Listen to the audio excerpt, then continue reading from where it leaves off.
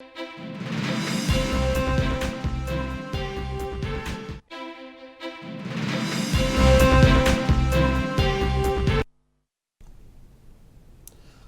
मुंसिफ TV में आपका इस्तकबाल। आप देख रहे हैं मॉर्निंग मुंसिफ। शुरुआत करेंगे हेडलाइंस के साथ।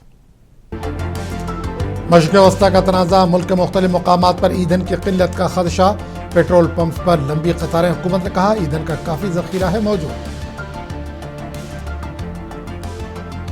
उत्तर प्रदेश के कानपुर में फ्लाई ओवर पर एक ट्रक पर लगी आग, ट्रैफिक हुई मुतासिर, आग बुझाने का काम जारी।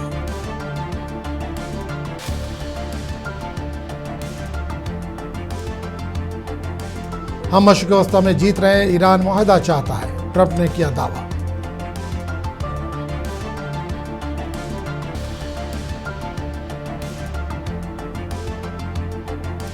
ईरान ने अमरीकी जंगबंदी का मंसूबा मुस्तरद कर दिया, पूरे मशरिक़ वस्ता में हमले जारी।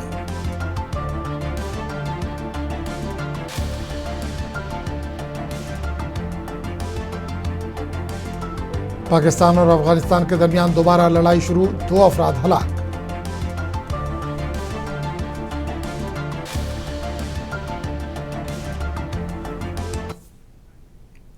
और अब खबरों की तफसील।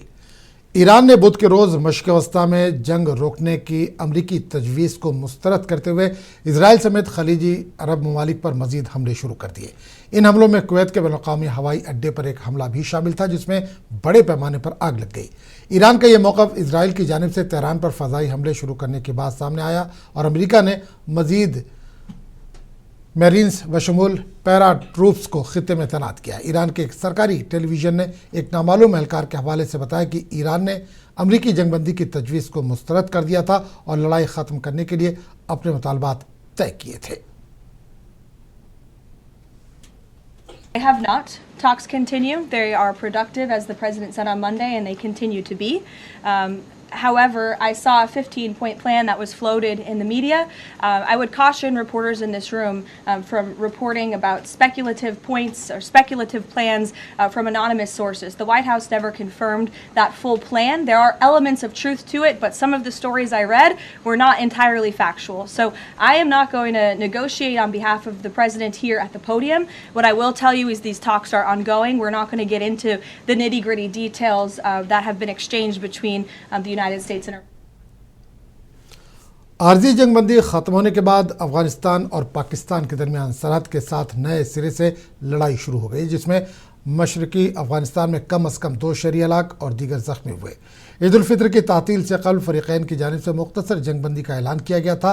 अफगानिस्तान के कई सूबों में महकमा इत्तलात और सकाफ़त के डायरेक्टर ज़ियाउर रहमान ने बताया कि पाकिस्तानी फोर्सेज ने जंगबंदी की मुद्दत ख़त्म होने के बाद नाराई और सरकारों अजला में तोपखाने के दर्जनों गोले दागे, जिससे 2 शहरी हलाक और 8 ज़ख्मी हुए। इन्होंने कहा कि अफगान सरहद फोर्सेज ने जवाबी फायरिंग की और दावा किया कि इन्होंने 3 पाकिस्तानी फ़ौजी चौकियों को तबाह कर दिया और एक शख्स को हलाक कर दिया, जबकि इनके दावों की आज़ादाना तौर पर तस्दीक नहीं हो सकी। पाकिस्तानी फ़ौज की जानिब से फौरी तौर पर कोई तबसरा नहीं आया है।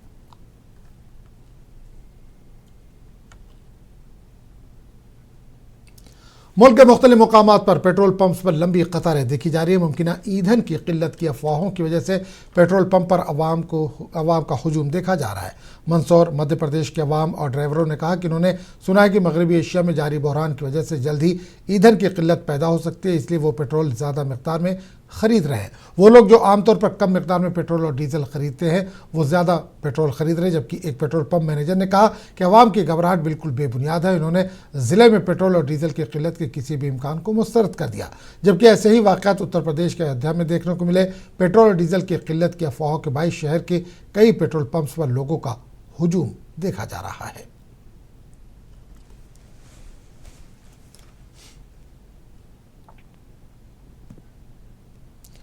मगरबी एशिया में बढ़ती हुई कशीदगी के दरमियान मरकज़ी हुकूमत ने सूरत हाल पर गहराई से तबादला ख्याल करने के लिए एक ऑल पार्टी मीटिंग की। वज़ीर दिफा राजनाथ सिंह ने की सदारत में होने वाली मीटिंग तकरीबन 1 घंटे 45 मिनट तक जारी रही।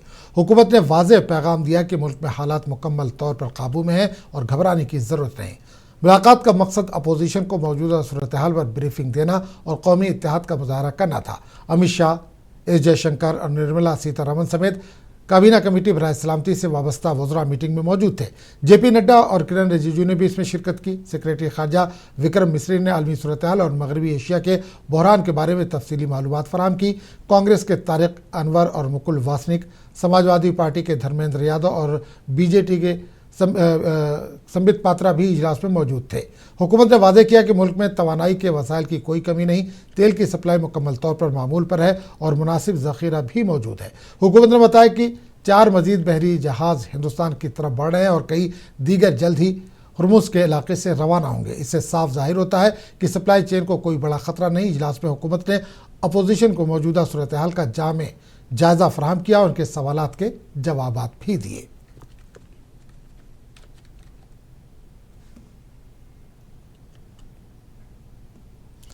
मरकजी वजीर किरण रिजिजू ने ऑल पार्टी मीटिंग में हुई बातचीत से मीडिया को वाकिफ करवाया। रिजिजू ने कहा कि मीटिंग अच्छे अंदाज में हुई, जिसमें हुक्मरान इत्तेहाद के साथ साथ अपोजिशन कायदीन ने भी शिरकत की। रिजिजू ने कहा कि हमने इस इजलास में अपोजिशन कायदीन के तमाम खदशात को दूर किया। इन्होंने कहा कि हमने इन्हें बताया कि मुल्क में ईंधन की कोई कमी नहीं। रिजिजू ने कहा कि हमने अपोजिशन जमातों के तमाम सवालात के मुनासिब जवाब दिए और इन्हें बताया कि हम सब के लिए मुल्क का मफाद पहली तरजीह है।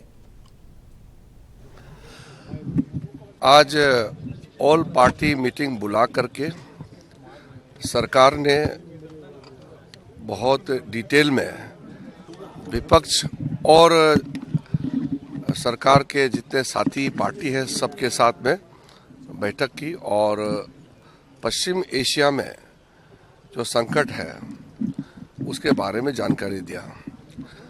आदरणीय प्रधानमंत्री नरेंद्र मोदी जी की इच्छा से हम लोगों ने ऑल पार्टी मीटिंग बुलाया है और मैं सभी पार्टी के नेताओं को धन्यवाद देना चाहता हूं। सब ने अटेंड किया और अच्छी तरह से मीटिंग में पार्टिसिपेट किया है।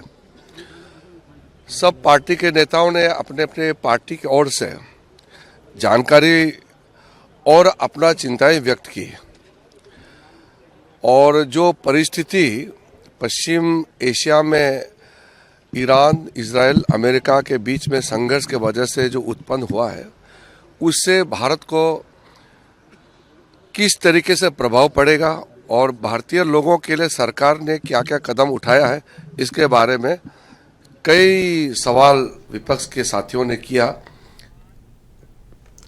आम आदमी पार्टी के राज्यसभा एमपी संजय सिंह ने ऑल पार्टी मीटिंग पर अपना रद्दमल जाहिर किया। संजय सिंह ने कहा कि हुकूमत का मौक़िफ़ है कि इनके पास तेल और गैस का कोई मसला नहीं। संजय सिंह ने कहा कि हुकूमत ने कहा कि गैस बुकिंग के लिए अगर ज़्यादा वक्त लगता है तो उसकी शिकायत पर कार्रवाई की जाएगी। संजय सिंह ने कहा कि हमने वज़ीर-ए-आज़म के दौरे इजराइल से मुतालिक भी सवाल उठाया। इसके अलावा ये भी सवाल उठाया कि जब ईरान के साथ हमारे दोस्ताना ताल्लुकात थे तो इनके साथ रिश्ता बिगाड़ने से हमारा क्या फ़ायदा हुआ, जिस पर इन्होंने अपने तरीके से जवाब दिया। संजय सिंह ने मजीद कहा कि आने वाले 2-4 दिन में हुकूमत के दावों का पता चल जाएगा। देखिए, सरकार का अपना पक्ष है कि उनके पास तेल और गैस का कोई संकट नहीं है, बल्कि मंत्री जी का तो यहाँ तक दावा था कि अगर आपको लंबी डेट मिल रही है गैस सिलेंडर के लिए तो उसकी शिकायत आप कीजिए और हम उस पर कार्रवाई करेंगे। दूसरी बात उनका कहना था कि भाई एलपीजी हम जो है वो 60% डोमेस्टिकली प्रोड्यूस कर रहे हैं। कमर्शियल सिलेंडर्स के लिए उन्होंने थोड़ा ज़रूर रैशनिंग की बात कबूल की, लेकिन बाकी नहीं माने।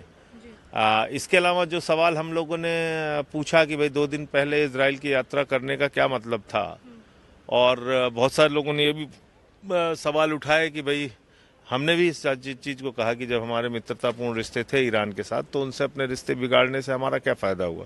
और सरकार को पता था 70% हमारी ज़रूरतों का तेल और गैस उसी हार्मोज समुद्री मार्ग से आता है, तो एक पार्टी बनने की हमें ज़रूरत क्या थी। तो इसका उन्होंने अपने तरीके से जवाब दिया। तो क्या आप लोग संतुष्ट रहे इस बैठक से? नहीं, संतुष्टि का सवाल तो यही है कि अगर वो दावा कर रहे हैं जनता को तकलीफ नहीं होगी और जनता को तकलीफ होती है तो बोलना पड़ेगा। अगर 2-4 दिन में स्थितियां आपको पता चल जाएंगी, उनके दावे की सच्चाई का आपको पता चल जाएगा 2-4 दिन में। आप कांग्रेस के रुकने पार्लियामेंट विवेक ने ऑल पार्टी मीटिंग में राहुल गांधी की अदम शिरकत को लेकर बीजेपी की तनकीद को मुस्तरद कर दिया। कांग्रेस रुकने पार्लियामेंट ने कहा कि राहुल गांधी शायद इसलिए ऑल पार्टी मीटिंग में शरीक नहीं हुए क्योंकि इसमें वज़ीर-ए-आज़म भी मौजूद नहीं थे। इन्होंने कहा कि बीजेपी को राहुल गांधी की अदम शिरकत पर सवाल उठाने का हक नहीं है, क्योंकि इन्हें पहले वज़ीर-ए-आज़म की अदम मौजूदगी का जवाब देना चाहिए। I think if I am aware of the facts. This eviction notice had come years ago, and we were seeking extensions. Final eviction letter. No, eviction means it's a request. It may not be eviction, it's a request because we have built our own office. So now only thing what BJP may have to see that they still retain that Ashoka Road house. So in that situation, Kerala assembly इंतखाबात के लिए कांग्रेस ने अपनी मुहिम में शिद्दत पैदा कर दी। इस सिलसिले में कोझिकोड में यूडीएफ की एक बड़ी रैली मुनक्किद की गई। इस रैली से खिताब करते हुए कांग्रेस के कौमी सदर मल्लिकार्जुन खड़गे ने बीजेपी को शदीद तनकीद का निशाना बनाया। खड़गे ने कहा कि केरला एक आवाज़ में बोल रहा है, हम तब्दीली चाहते हैं, हमें यूडीएफ चाहिए। इन्होंने कहा कि केरला की आवाम ने फैसला कर लिया है कि आने वाले असेंबली इंतखाबात में यूडीएफ की हुकूमत बनाएंगे। We launch the campaign of UDF with one mission: to restore Keralam to the people it belongs to. Keralam is speaking in one voice. We want change. We want UDF. LDF's 10-year record of failure. The LDF has had 2 full terms, 10 years to transform Keralam. What do they have done? And what they have shown? What is the progress? Nothing. Except instead of more milk booths, he has increased more wine shops. Keralam's debt is approaching rupees 6 lakh crore. There is a burden of almost 1.7 lakhs on every single Malayali. LDF government did not even spare God. They stole gold from Sabarimala temple. What can one expect from such government and such party? His government has completely failed to arrest people, and he is not caring that Sabarimala. एक बार फिर आपका इस्तकबाल है। सोनिया गांधी की खराबी सेहत की वजह से राहुल गांधी केरला के कोझिकोड में मुनक़िदा यूडीएफ की रैली में शरीक नहीं हो पाए। सोनिया गांधी को दिल्ली के सर गंगाराम अस्पताल में शरीक कराया गया। ताहम राहुल गांधी ने कोझिकोड में मुनक़िदा यूडीएफ की रैली से वर्चुअल खिताब करते हुए कहा कि आइंदा असेंबली इंतखाबात में यूडीएफ की जीत यकीनी है। राहुल गांधी ने दीगर कई उमूर पर भी अपना रद्द-ए-अमल जाहिर किया। My mother was hospitalized, and I, as a son, was quite worried about her, and so decided to stay with her. And I know that the people of Kerala will understand. I was sleeping in my mother's room, in the hospital room, on a little sofa. And like any son, I was extremely worried about my mother's health. And the whole night, I was only comforted by one thing. I was comforted by a nurse from Kerala who came in every hour to check on my mother. Every single hour she would come, she would check my mother, she would smile, she would hold my mother's hand.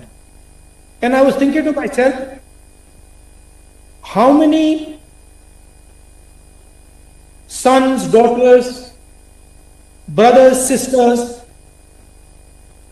have nurses from Kerala comforted in their difficult moments.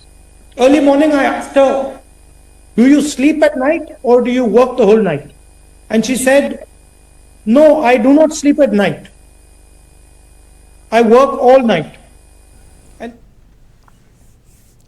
Congress के रुकन parliament और party के general secretary KC. Venugopal ने दावा किया कि BJP assembly इंतखाबात में केरला में अपना खाता नहीं खोल पाएगी। उन्होंने कहा कि यूडीएफ की मुजवज़ा फलाही जमानतें जो कर्नाटक और तेलंगाना में की गई हैं, केरला में भी इसे फतह की तरफ ले जाएंगी। वेणुगोपाल ने कहा कि यह तासुर पैदा किया जा रहा है कि बीजेपी केरला में यूडीएफ के लिए खतरा है, क्योंकि हालिया बल्दियाती इंतखाबात में इसे सिर्फ बराए नाम कामयाबी मिली थी। वेणुगोपाल ने मजीद कहा कि सिर्फ 2 महीने पहले बल्दियाती इंतखाबात हुए हैं, जिसमें इन्हें जो मामूली कामयाबी हासिल हुई इसकी कोई अहमियत नहीं है। इन्होंने जोर देकर कहा कि बीजेपी केरला में खाता भी नहीं खोल पाएगी। Actually, this election, the agenda is already set. Kerala is looking for a change. Why? The question will arise, why the change is required? Last 10 years, the people of Kerala are suffering like anything. This LDF government had become anti-people government. So, in every aspect, they are completely disturbing the people's mindset. Now, people want to have a change in government. Every sector you can see that youth, women, farmers and laborers all are unhappy with this government attitude. They are only concentrating on their selfish agendas and they are completely on corruption mood. Biggest corruption is happening. Today I raise a big corruption. Because government has renewed the license of the bars with Congress रुकने parliament Shashi Tharoor ने कहा कि मैं मरकजी हुकूमत पर जोर देता हूं कि वो मगरबी एशियाई तनाज़ात में क़याम अमन में कायदाना किरदार अदा करे। उन्होंने कहा कि कशीदगी के मामले में हिंदुस्तान को अपना कायदाना किरदार अदा करना चाहिए। उन्होंने कहा कि अगर पाकिस्तान अमन मुज़ाकरात करता है तो हिंदुस्तान का इससे कोई ताल्लुक नहीं है। कांग्रेस रुकने पार्लियामेंट ने सुप्रीम कोर्ट की जानिब से हिंदुओं, बुद्धों और सिखों को दर्ज फ़हरिस्त ज़ात का दर्जा महदूद करने के फैसले पर कहा कि अदालत का फैसला ईसाई दलित बिरादरी के लिए मायूस कुन है। No, I saw the newspaper reports of the Supreme Court judgment. It will come as a disappointment, particularly to our Dalit Christian community, because many of them feel that the discrimination they're enduring as Dalits does not cease when they become Christians or has never stopped affecting them even as Christians. And that has become a particular issue for our Dalit friends. But once the Supreme Court has decided, we have no choice but to go along. That is the law of the land, and we will have to respect that. But I must say that politically, it had been very important for many of our Dalit Christian community, and this verdict is going to come as a disappointment to many of them. Look, I mean, obviously, if there are peace talks in Pakistan, India has nothing to do with it. So all I can say is I have been calling for almost 3 weeks now for India to take a leading stand in trying to leverage its good relations with both sides into a peace initiative. Now, apparently, Pakistan, Egypt, Turkey have done it. Good luck to them. Look, we all want peace. But India gets no credit if Pakistan. हुकूमत ने वाजे किया कि मुल्क में petrol, diesel या खाना पकाने वाली गैस की कोई कमी नहीं है। वजारत पेट्रोलियम और कुदरती गैस के जॉइंट सेक्रेटरी सुजाता शर्मा ने साफियों को बताया कि तमाम ऑयल रिफाइनरीज खाम तेल के मुनासिब ज़खायर के साथ पूरी सलाहियत के साथ काम कर रही है। इन्होंने मजीद कहा कि मुल्क भर में पेट्रोल और डीजल का काफ़ी ज़ख़ीरा मौजूद है और सेल्स आउटलेट्स पर मामूल के मुताबिक काम जारी है। शर्मा ने लोगों से अपील की कि वह अफवाहों पर ध्यान न दें। हमारे पास कच्चे तेल की पर्याप्त इन्वेंट्री उपलब्ध है, अर्थात पर्याप्त मात्रा में उपलब्ध है। हमारी रिफाइनरीज भी ऑप्टिमम कैपेसिटी पर चल रही हैं। मैं देशवासियों को बताना चाहती हूं कि हमारे पास लगभग सालाना 26 करोड़ टन कच्चे तेल को रिफाइन करने की कैपेसिटी उपलब्ध है। और ये मैं इसलिए बताना चाहती हूँ क्योंकि पिछले 2 दिनों से हमने देखा है कि कई सारे क्षेत्रों में रिटेल आउटलेट्स या पेट्रोल पंप के बाहर लाइन देखी गई है और पैनिक बाइंग भी ऑब्जर्व की गई है। मैं देशवासियों को विश्वास दिलाना चाहती हूँ कि हमारे पास पेट्रोल और डीजल पर्याप्त मात्रा में उपलब्ध है। कहीं पर भी किसी पेट्रोल पंप पर कोई कमी नहीं है। पेट्रोल पंप को सप्लाई करने वाले टर्मिनल्स पर भी पर्याप्त मात्रा में उपलब्ध है। इसलिए अफवाहों पर विश्वास न करें और पैनिक बाइंग से बचें। समाजवादी पार्टी के सीनियर लीडर और महाराष्ट्र असेंबली के रुकन अबू आसिम आजमी ने महाराष्ट्र के साबिक नायब वज़ीर आला अजित पवार तैयारा हादसे पर कर्नाटक में दर्ज FIR पर कहा कि मैं इसके बारे में खुश हूं और रोहित पवार को मुबारकबाद देना चाहता हूं कि इनकी कोशिशों का नतीजा निकला। अबू आजमी ने कहा कि हमारे लिए शर्म और अफसोस की बात है कि अजित पवार जैसे सीनियर लीडर और महाराष्ट्र के डिप्टी चीफ मिनिस्टर के लिए FIR दर्ज नहीं कराई गई। इन्होंने कहा कि अवाम इस हादसे के बारे में जानना चाहती है। नहीं, मुझे खुशी है इस बात की और मैं बधाई देना चाहता हूं रोहित पवार साहब को कि उनकी मेहनत रंग लाई। और हमारे लिए शर्म की बात है, अफसोस की बात है कि अजित पवार जैसे बड़े नेता, डिप्टी चीफ मिनिस्टर और महाराष्ट्र में मतलब बहुत ही ज़्यादा चाहे जाने वाले ऐसा उनके एक्सीडेंट की अगर FIR नहीं हो रही तो अफसोस की बात है। और क्यों नहीं हो रही है, जनता जानना चाहती है क्यों नहीं हो रही है। देखिए, अगर ये एक्सीडेंट है, अगर ये नेचुरल एक्सीडेंट है तो कोई बात नहीं, ऊपर वाले ने जो कर नसीब में लिखा था। लेकिन अगर इंक्वायरी हो जाए, दूध का दूध पानी का पानी हो जाए तो बुरी बात क्या है? इसका मतलब इसको छुपाया क्यों जा रहा है? मैं समझता हूँ। मरकजी वजीर पीयूष गोयल ने कहा कि ऐसे प्रोग्राम का हिस्सा बनकर मुझे बहुत खुशी होती है जहां आप बहुत सी नौजवान लड़कियों और दीगर मुस्तहिक अफराद की तकदीर संवारने की कोशिश कर रहे हैं जो आपके मुख्तलिफ सरगर्मियों से मुतासिर होंगे। इन्होंने कहा कि ये वाकई काबिल जिक्र है कि आपके ग्रुप की तरफ से कॉरपोरेट समाजी जिम्मेदारी को जिस अज़्म के साथ उठाया गया, वह मुझे यकीन है कि बहुत से लोगों के लिए इसकी पैरवी करने के लिए एक रोल मॉडल बनूंगा।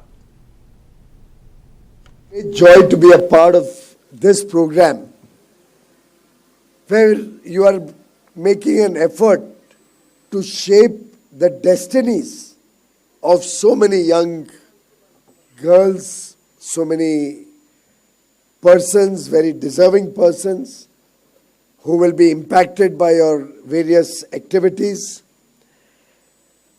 Thousands of young girls across the country, from Calicut, where you are, to Kashmir, from Kutch to Kamrup, across the nation, I think 18 states, you have an impact. Now 22 states. It's truly remarkable to see the commitment with which corporate social responsibility has been taken up. मरकजी वजीर finance Nirmala Sitharaman ने finance bill 2026-27 पेश किया।